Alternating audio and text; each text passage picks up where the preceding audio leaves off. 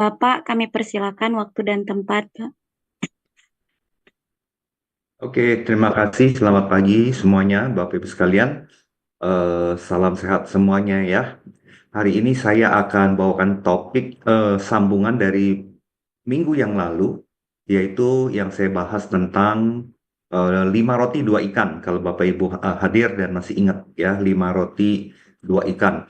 Nah, 5 roti 2 ikan mengajarkan kita tentang ketika kita menghadapi hambatan, kesulitan, masalah, problem, tantangan dalam berbagai aspek kehidupan kita. Ya, Yesus mengajarkan satu prinsip yang sangat penting, yaitu apa? Ya, kita mulai dari apa yang ada, mulai dari apa yang bisa. Ya, ketika kita mulai dari apa yang ada dan apa yang kita bisa, kita menyerahkan kepada Tuhan dan mengucap syukur. Ya, kita berdoa, kita serahkan pada Tuhan. Tuhan, aku mengalami tantangan, aku mengalami masalah, aku mengalami kesulitan. Nah, kita mulai lihat apa yang kita punya, 5 roti 2 ikan apa yang kita ada, yang Tuhan siapkan. Kemudian kita berdoa dari apa yang kita bisa, dan kita mengucap syukur. Nah, maka Tuhan akan membuka mata rohani kita, membuka iman kita, melihat pintu-pintu yang berbeda. Ya, kita jangan ngotot hanya melihat ke satu pintu, tapi kita melihat pintu-pintu yang lain, kita melihat peluang-peluang yang lain. Nah, untuk kita bisa mempraktekkan prinsip 5 roti 2 ikan, biasanya penghalangnya adalah mental block. Nah, ini yang kita bahas sambungannya ya. Apa sih yang membuat kita tidak bisa melihat pintu yang lain? Apa sih yang membuat kita itu terkungkung oleh ngotot kepada satu pintu saja? Ya, dan kita nggak bisa mengucap syukur 5 roti 2 ikan yang Tuhan sudah siapkan. Nah, ini adalah sambungannya.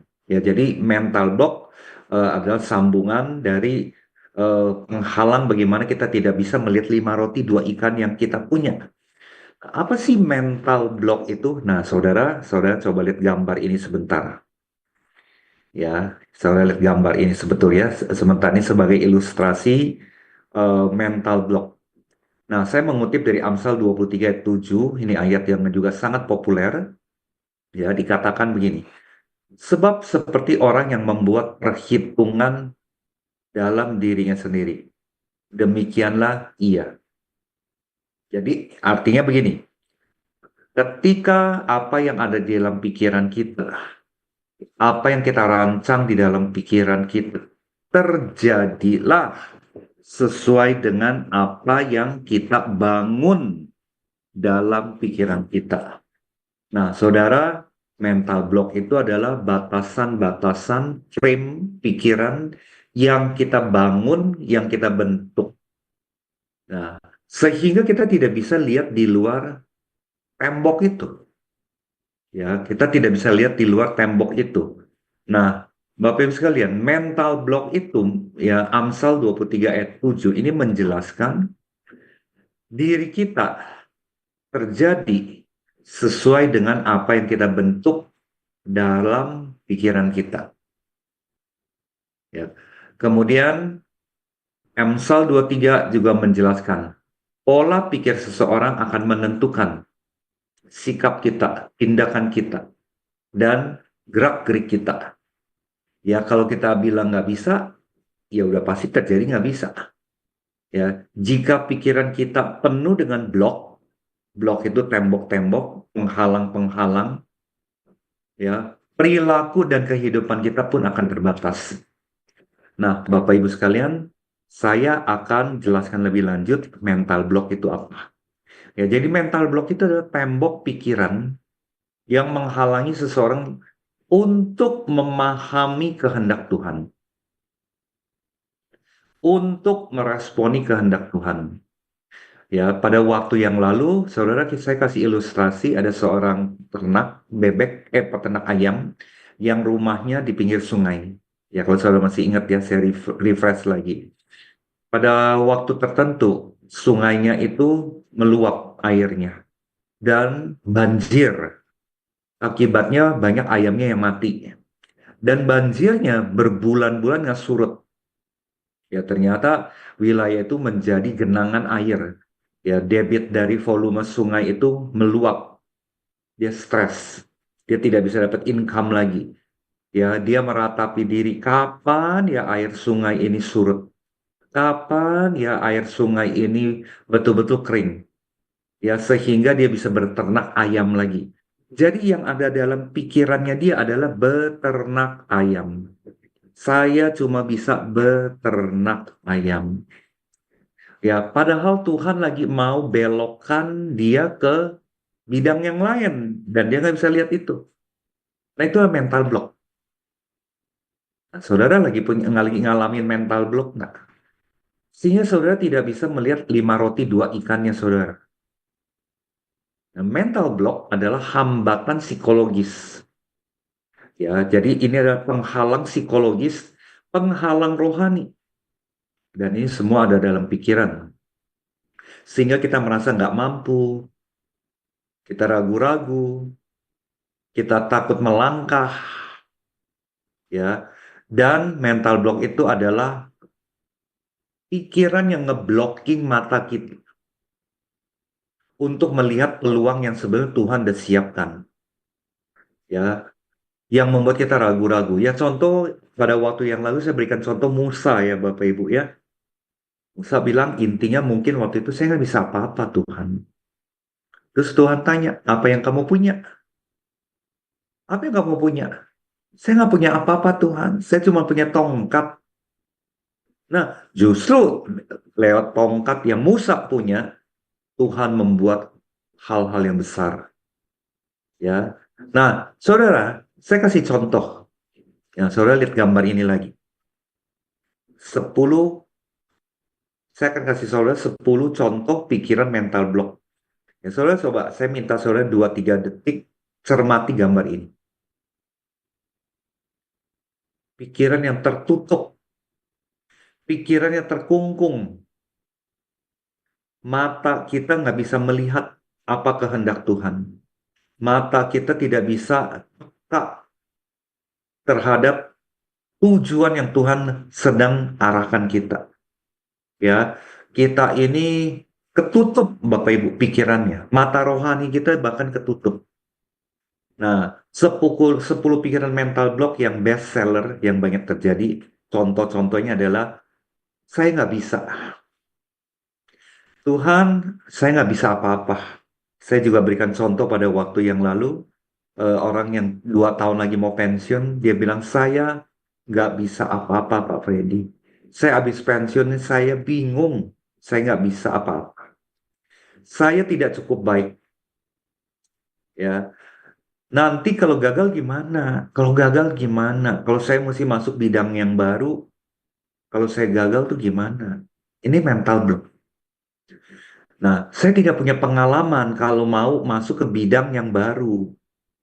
Ya merasa nggak punya kompetensinya. Nah, kemudian saya udah coba, tapi gagal loh. Ya ini terutama saudara, misalnya saudara punya masalah keuangan ya. Ya, saudara kehilangan pekerjaan, saudara habis di PHK, atau bidang usaha saudara yang lalu, yang saudara tekuni puluhan tahun mungkin gagal. Ya, saudara mencoba pintu yang kedua, tapi saudara merasa nggak bisa gitu, nggak berhasil. Saya nggak bisa punya kemampuan di bidang itu. Itu mental block. Nah, lalu, aduh, udah terlambat ya buat saya memulai. Saya udah tua. Nah, ini mental block yang paling paling sering. Selalu melihat batasannya lewat usianya saudara. Maka saudara pernah ada yang kayak begitu? Ya mungkin saudara bilang, saya udah usia 50-an. Mulai dari nol lagi. Aduh, saya udah telat lah. Ini mental block. Padahal Tuhan sedang menyiapkan pintu kedua, pintu yang ketiga buat saudara. Kemudian, saya takut nanti dikritik, saya takut ditolak. Ya, saya nggak punya waktu. Mau belajar lagi, saya nggak punya waktu. Atau nggak ada yang mendukung saya merasa sendirian. Atau saya tidak layak untuk dapat kesuksesan itu. Waktu lebih parah lagi. Saya merasa nggak berharga. Saudara, saya kasih saudara coba beberapa detik ya. Mental block yang mana saudara miliki saat ini? Nomor berapa? Coba saudara lihat sebentar daftar ini ya. Supaya ini aplikatif buat Bapak Ibu. Saudara sedang mengalami mental block yang nomor berapa? Ya, kalau itu ada, saudara catat. Saudara catat ya. Bisa ada satu, bisa ada dua dari daftar ini, bahkan juga bisa semua gitu ya. Nah, ini mental block yang kita tidak bisa melihat, tidak bisa mensyukuri 5 roti 2 ikan yang sebetulnya kita bisa mulai sesuatu. Kita bertindak sesuatu. Yuk, kalau saudara nggak keberatan, saudara ketik di chat. Dari 1 sampai 10, yang mana saudara? Yang gue banget yang mana? Yang gue banget yang mana? Ya, tiap orang pasti beda-beda ya Bapak Ibu ya. Beda-beda ya. Coba saudara juga minta tuntunan Roh Kudus. Roh Kudus ngingetin kembali kepada kita masing-masing. Mental block kita yang mana gitu loh. Sehingga kita tidak bisa melihat pintu-pintu yang Tuhan sudah siapkan. Ya, pintu-pintu yang saudara Tuhan sudah siapkan buat Anda semua. Oke. Ya, tiap kita pasti beda, ngalaminnya beda. Oke. Ya, kalau mudah menyerah pasti ada mental blocknya. Nah, mental blocknya yang mana? Mudah menyerah. Apakah kita selalu berpikir, aduh, aku tidak cukup baik. Ya, aku nih nggak sepinter dia loh. Mulai banding-bandingin ya. Kalau gagal gimana? Jadi kita menyerah. Outputnya biasanya mudah menyerah. Ketika mental block ini ada. Ya, ketika mental blocknya ini pada. Kita punya ketakutan-ketakutan. Padahal firman Tuhan banyak banget ya bicara tentang ketakutan. Ya, Bapak Ibu sekalian, jadi ketika kita merasa, ah, saya tuh layak, udah selesai deh saudara. Ya, ini seperti gambar ini, mata kita ketutup sama batu bata. Ya, ini gambar ini nih saudara, ini menggambarkan mental block. Nggak bisa melihat apa yang Tuhan udah siapkan. Ya, karena kita terkungkung oleh ketidakbisaan. Saudara masih ingat ya, pada waktu saya equipping tentang 5 roti 2 ikan, kita menjadi deficit thinker. Cara berpikir kita tuh defisit. Ya, nah saudara, ini lagi populer ya, film The Last Supper. Ya, saya juga baru nonton waktu minggu lalu, Bapak Ibu. Contohnya, Bapak Ibu sekalian, adalah tokoh Yudas Iskariot. Ya, mental blocknya si Yudas. Yudas itu punya pemikiran yang dipenuhi oleh apa? Ambisi, ketamakan, bahkan kekecewaan. Itu juga mental block, Bapak Ibu. Ambisi yang berlebihan, keserakahan, kekecewaan-kekecewaan. Makanya kayak begini gampang sekali dibisikin oleh iblis. Ya, nah pikiran ini menjadi tembok mental yang menghalangi Yudas untuk memahami tujuan kehadiran Yesus. Ya, akibatnya Bapak Ibu Yudas itu menjual Yesus kan. Ya, Yudas gagal melihat kasih dan rencana Yesus yang lebih besar. Ia terkurung oleh ambisi pribadinya sendiri. Ya, dosa Bapak Ibu. Dosa itu yang membuat kita juga mental block. Nah, dalam pengajaran teologi praktis, mental block itu artinya apa sih? Mental block itu adalah kurangnya kita menyerahkan diri kepada Tuhan. Ya, 5 roti 2 ikan itu adalah sebagai perwujudan Tuhan, inilah yang aku bisa Tuhan. Aku mengucap syukur Tuhan. Aku mau mulai melangkah dari apa yang aku bisa. Tuhan, inilah yang aku punya Tuhan. Ya, Saudara masih ingat nggak waktu contoh saya yang lalu, ada satu orang, Pak Anas, itu di PHK, dia dikerja di pabrik boneka, masih ingat nggak? Yang dia punya apa? Dia punya uang 5 juta. Dan keterampilan dia bikin boneka. Nah, dia menyerahkan diri kepada Tuhan. Tuhan, ini yang aku punya. Yang aku punya apa Tuhan? 5 juta. Kalau kita punya defisit thinker, kita akan bilang sama diri kita, bisa apa dari uang 5 juta? Betul nggak Bapak Ibu? Nggak mengucap syukur. Nah, tetapi si Anas beda. Tuhan, inilah yang aku punya 5 juta. Tuhan, inilah yang aku bisa, Tuhan. Aku hanya bisa bikin boneka. Ya, kalau kita defisit thinker, kita akan bilang, bikin pabrik boneka, mana ada duit? Aku ini apa? Betul ya?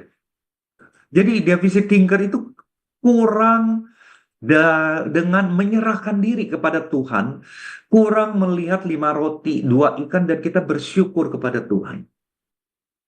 Nah, akibatnya apa? Kita bergeser fokusnya dari kehendak Tuhan, kuasa Tuhan kepada masalah. Jadi ketika seseorang terlalu fokus pada tantangan hidup, kepada kekurangan-kekurangan, dia gagal melihat pekerjaan Tuhan. Dia akan gagal melihat penyertaan Tuhan. Saya ulangi ya. Ketika kita fokus kepada kekurangan, masalah yang jadi mental block kita, maka pikiran kita tidak bisa melihat pekerjaan Tuhan. Menyerah sebelum bekerja, betul banget. Belum mencoba, ya. Jadi, Bapak Ibu, prinsip 5 roti 2 ikan itu bukan prinsip berjudi ya, untung-untungan, bukan gitu Bapak Ibu. Tapi dari apa yang kita punya, apa yang kita bisa, kita serahkan kepada Tuhan, kita mengucap syukur, ya, kita udah berdoa, kita mengucap syukur, kita mulai bertindak dari apa yang kita bisa dan apa yang kita punya. Nah, mental block justru menghalangi melihat 5 roti 2 ikannya. Nah, saudara coba lihat kembali gambar ini. Ya, saya ulangi lagi ya. Coba saudara lihat gambar ini. Saudara sedang ngalamin ini enggak? Kita ngotot seringkali hanya melihat pintu yang di depan kita yang tertutup. Kita hanya fokus kepada pintu yang tertutup. Tuhan, kenapa saya di PHK? Tuhan, kenapa suami saya seperti ini, Tuhan? Tuhan, kenapa anak saya kelemahannya ini, itu. Dia tidak bisa melihat kelebihan yang lain. Dia tidak bisa melihat kelebihan pasangan yang lain. Yang dia lihat adalah yang tertutup.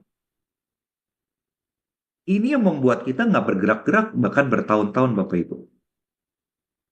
Ya, kita nggak bergerak. Kita hanya melihat yang tertutup. Kita tidak melihat yang terbuka.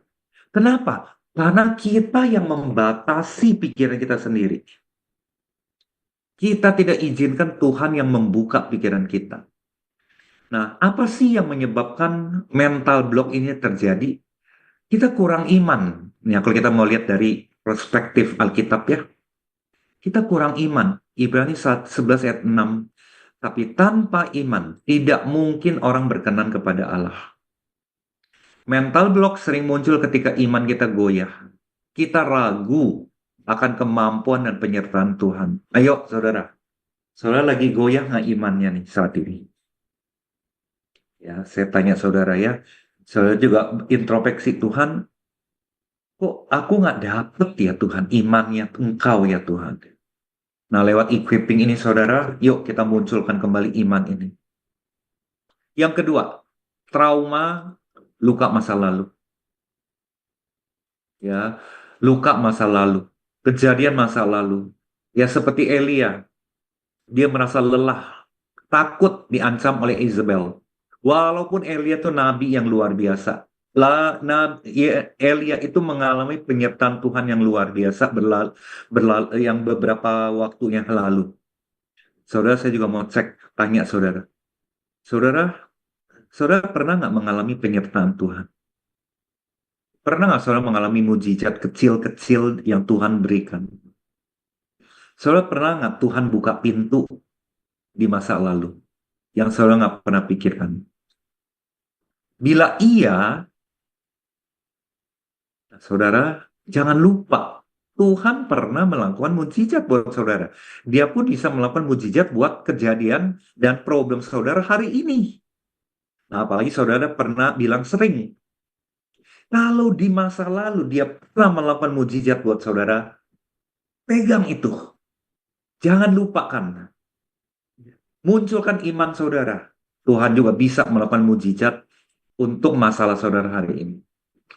Nah, mental block kenapa juga muncul? Karena kita fokus pada keterbatasan diri. Kita memang terbatas. Ya, contoh Musa. Musa berat mulut, berat lidah. Dia bilang, saya nggak pinter ngomong, saya apa saya ini. Kemudian Bapak Ibu takut gagal. Ya, muncul ketika kita terlalu mengandalkan kekuatan sendiri. Saudara, yuk saudara, saya minta saudara merenungkan sebentar. Ya, saudara merenungkan sebentar, tutup mata saudara, pejamkan mata saudara. Ya, saya tanya kembali saudara, apakah iman saudara sedang goyah? Apakah saudara lebih fokus kepada trauma masa lalu ketimbang mujizat yang Tuhan sudah lakukan di masa lalu? Apakah saudara lebih fokus kepada berbagi keterbatasan diri? Apakah saudara lebih mengandalkan kekuatan sendiri sehingga saudara tidak bisa merasakan penyertaan Tuhan? Bila jawabannya adalah iya, itu adalah saya. Saudara-saudara sedang mengalami mental block. Nah, mau nggak keluar dari mental block? Ya, saudara mau nggak keluar dari mental block ini? Ya, kita keluar dari keterbatasan kita. Kita memang terbatas, saudara. Justru ketika kita terbatas, kita lari kepada Tuhan yang tidak ada batasan. Ya, tidak ada batasan. Nah, kita lihat Sarah lah contohnya, Sarah. Ya, udah tua, nggak dapat anak, tapi Tuhan bilang, kamu bisa dapat anak. Sarah nggak percaya, saudara. Dia melihat keterbatasan, yaitu usia. Siapa di sini adalah saudara adalah Sarah-Sarahnya zaman sekarang. Saudara melihat keterbatasan fisik, saya udah tua, ya. Saya tidak bisa mengalami apa janji-janjinya Tuhan. Itu adalah mental block. Ya, jadi ketika Sarah mengatakan dia akan melahirkan anak, dia tertawa. Padahal pikiran Tuhan beda dengan pikiran kita. Saudara, mau nggak? Saudara coba doa sebentar. Tuhan, aku bertobat Tuhan dengan mental block ini. Aku batasi kuasa Engkau Tuhan. Silakan saudara doa sebentar. Bertobat. Ini doa bertobat. Yang membatasi Tuhan untuk bekerja dalam diri saudara.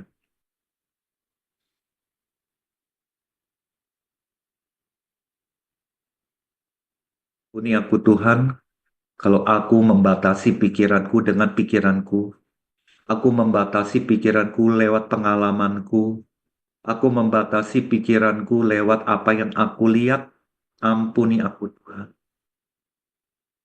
Tuhan, aku mau membongkar semua mental block ini, penghalang-penghalang pikiran ini. Sehingga aku bisa melihat rencanamu, aku bisa melihat kuasamu, aku bisa mengalami penyertaanmu.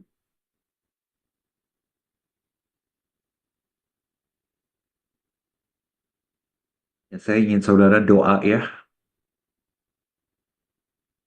Kita mau bongkar tembok-tembok itu. Kita mau bongkar tembok-tembok itu, saudara.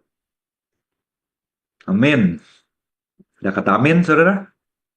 Ya. Jadi hari ini Roh Kudus menyadarkan kita semua dan kita mau bertindak. Nah, kita lihat lagi Yeremia, Bapak Ibu. Ya, Yeremia ketika dipanggil Tuhan, dia juga merasa nggak kompeten, nggak bisa gitu loh ya. Yeremia 1 ayat 6 mengatakan, Tuhan Allah, sesungguhnya aku tidak pandai bicara. Aku ini masih muda. Ini mental block, saudara. Ini mental block, ya. Jadi mental block yang Yeremia alami adalah kurang percaya diri, takut tidak mampu menjalankan panggilan Tuhan. Tapi Tuhan bilang apa? Janganlah takut kepada mereka, sebab aku menyertai engkau untuk melepaskan engkau. Saudara, kembali lagi saya ingin saudara alami perjumpaan dengan Tuhan. Saudara tutup mata lagi. Saya mau mengatakan Yeremia 1 ayat 8 ini untuk saudara. Saudara, janganlah takut kepada orang-orang tersebut. Janganlah engkau takut kepada situasi yang kau hadapi. Sebab Tuhan menyertai engkau untuk melepaskan engkau, untuk mengutuskan engkau, untuk menyertai engkau. Katakan amin, Bapak Ibu. Katakan amin. Ya, saya berharap firman ini Bapak Ibu, saudara mengalami pencerahan, ya, saudara mengalami kekuatan apapun saudara sedang alami, ya. Nah, jadi solusinya Bapak Ibu sekalian untuk mengatasi mental block apa? Mengandalkan janji Tuhan. Amsal 3 ayat 5 dan 6, percayalah kepada Tuhan dengan segenap hati. Jangan bersandar kepada pengertianmu sendiri. Jangan sok tahu. Yuk coba katakan kepada diri kita sendiri. Saya nggak boleh sok tahu. Ya, jangan sok pinter. Oke? Yang kedua, tingkatkan iman melalui firman Tuhan. Perkatakan firman. Sehingga iman kita muncul. Berdoa untuk kita berani melangkah, berani melangkah. Ya, saudara mesti katakan kepada diri saudara, ya saya coba akan melangkah. Ya kalau gagal, ya nggak apa. Tuhan akan menyertai saya. Ada kata amin. Ganti pola pikir kita, mental block kita dengan kebenaran-kebenaran lewat firman Tuhan. Dan percaya, kita mengucap syukur kayak 5 roti 2 ikan. Kita percaya Roh Kudus akan menyertai kita. Ya, Roh Kudus akan membimbing kita. Saudara, saya kasih satu contoh ya. Ini ada satu wanita bernama Harriet.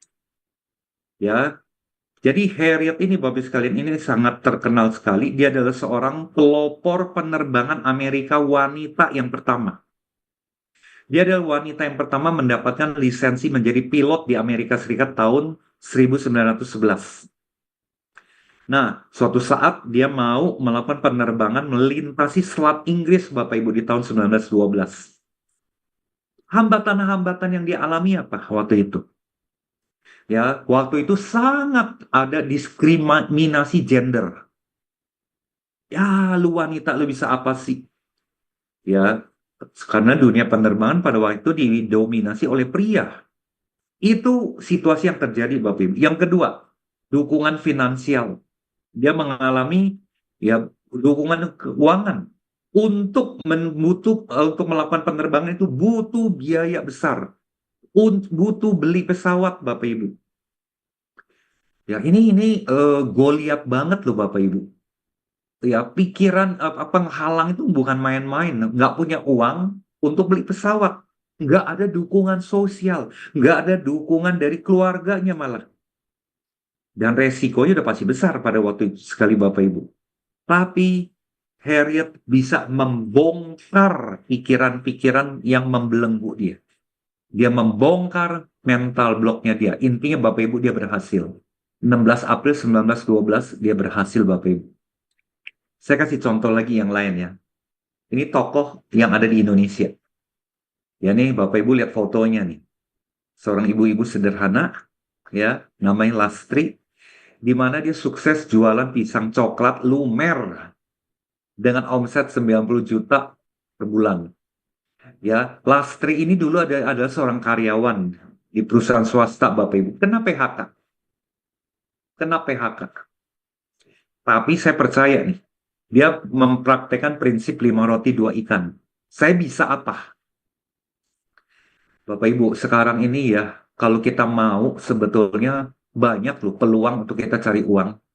Ya, saudara paling gampang adalah jualan kuliner. Kalau saudara bilang nggak bisa, belajar dari YouTube. Banyak banget YouTube itu memberikan bimbingan bagaimana masak masakan A, B, C, D, sampai Z. Bapak Ibu sekalian, saya juga banyak loh belajar dari YouTube untuk belajar masak. Saya senang sambal, Bapak Ibu. Jadi saya mencoba sambal kecombrang itu seperti apa, sambal ala Thai seperti apa. Saya belajar Thai salad. Saya belajar Bapak Ibu bagaimana bikin rujak kiamboy, asinan kiamboy, Bapak Ibu sekalian. Itu saya belajar di YouTube, saya eksperimen, saya bagiin teman-teman pada bilang enak. Eh, Cuma saya belum menekuni itu untuk bisnis ya, baru sekedar hobi Bapak Ibu sekalian. Ya, saya kemarin ini baru belajar bagaimana masak ikan tim nyonya. Saudara belajar kalau makan di restoran itu bisa 300.000 Bapak Ibu. Tim ikan nyonya. Ternyata resepnya saya cari, saya eksperimen Bapak Ibu, ketemu yang enak. Dan itu Betty lah dengan restoran yang terkenal Bapak Ibu. Rasan. Itu kalau saya mau buka PO dengan harga murah pasti laku. Ya, banyak sekali resep-resep yang saya coba lewat YouTube, lewat TikTok, Bapak Ibu. Nah, ini bisa dijadikan kalau Anda kesulitan keuangan, ide untuk bisnis. Nah, ini yang dilakukan oleh Lastri, Bapak Ibu sekalian. Dengan modal hanya 1,5 juta, bayangin. Ini 5 roti 2 ikan banget nih. Dia berhasil membuka 8 cabang, omset 90 juta per bulan. Dia punya 9 outlet. Nah, itu dia Bapak Ibu sekalian. Ya, itu dia sekali Bapak Ibu sekalian. Anda pasti bisa Bapak Ibu. Kalau mental blocknya ini Bapak Ibu mau bongkar. Ada kata amin? Ya, saya juga tertarik lagi bikin es krim, es lilin Bapak Ibu sekalian. Saya lihat di luar es lilin itu salah satu di mall 12.000 nggak enak. Nah, di YouTube ada res lilin. Nah, ini contoh ya. Ini kalau bicara kesulitan keuangan ya Bapak Ibu. Banyak sekali pintu-pintu yang kita bisa dapat asal kita keluar dari mental block itu. Ya, jadi ini adalah satu kabar yang baik buat kita semua, buat saudara semua yang terutama lagi mengalami kesulitan uang. Ya, nah, jadi prinsip-prinsip ini Bapak Ibu, kita juga bisa lihat di Alkitab. Contohnya adalah janda miskin yang punya uang sangat sedikit. Ya, Bapak Ibu pasti pernah dengar ya. Jadi janda miskin ini dicatat dalam Markus 12 ayat 41-44. Dia hanya memberikan 2 peser yang merupakan semua yang dia miliki. Yesus menilai orang itu bukan dari jumlah uang yang diberikan, tapi dari hati, dari pengorbanan yang ada. Ya, jadi kisah ini menunjukkan kepercayaan dalam kekurangan dapat menghasilkan dampak yang besar di mata Tuhan. Ada kata amin? Ya. Jadi sekali lagi Bapak Ibu, ayo mulai dari apa yang Anda bisa dan apa yang Anda punya. Ya. Nah, jadi apa yang kita miliki? Nah, ini dia prinsipnya, mindsetnya. Apa yang kita miliki, apa yang saudara punya, sudah cukup untuk saudara menjadi mitranya Tuhan dalam menghadapi berbagai kesulitan. Ya, jadi prinsip ini ngajarin kita apa yang kita punya, apa yang kita bisa, walaupun itu kecil, sudah cukup ketika kita menyerahkan kepada Tuhan. Ya, ini yang Yesus kasih contoh. Dia berdoa 5 roti 2 ikan, dia berdoa, dia mengucap syukur, mujizat terjadi. Ya, jadi dalam kisah 5 roti 2 ikan, Tuhan minta kita menyerahkan hal yang kecil. Ya, kemitraan kita dengan Tuhan memungkinkan kita melihat potensi yang lebih besar. Kalau si Ibu Lastri ini bisa, saudara pasti bisa. Ada kata amin?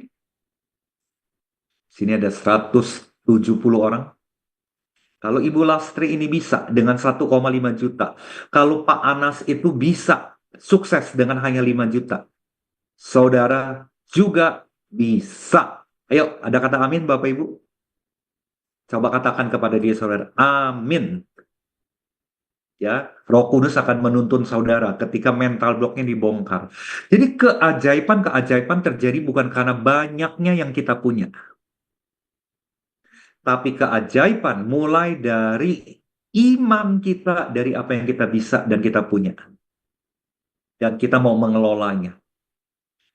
Nah, keajaiban datang bukan karena kita fokus kepada keterbatasan dan kekurangan, tapi kita fokus kepada solusi yang berasal dari Tuhan. Ya, jadi saudara, sekali lagi, saya akan akhiri bahwa 5 roti 2 ikan adalah prinsip yang Tuhan ajarkan kepada kita, bagaimana kita berani melangkah, bukan karena kuat gagah kita, bukan karena kita mampu, tapi dari hal kecil yang kita bisa, di situ Tuhan bisa bikin mujizat.